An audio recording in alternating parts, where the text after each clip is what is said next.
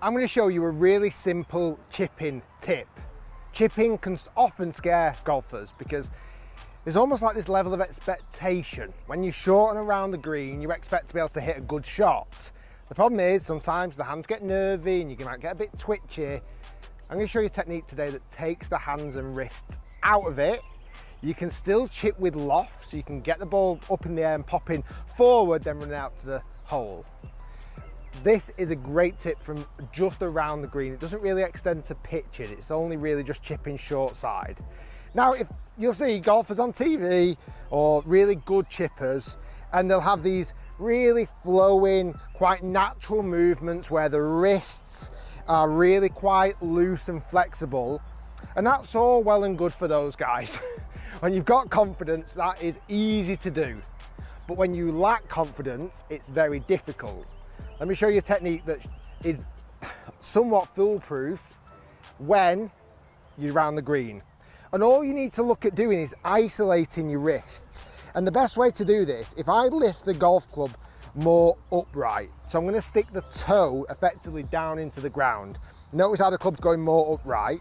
I'm going to grip down on the golf club and come a little bit closer to the ball. And then I'm going to allow my arms and my club to work together, almost like a Y shape with my arms and the golf club. I'm not using my wrists, I'm just using that Y shape.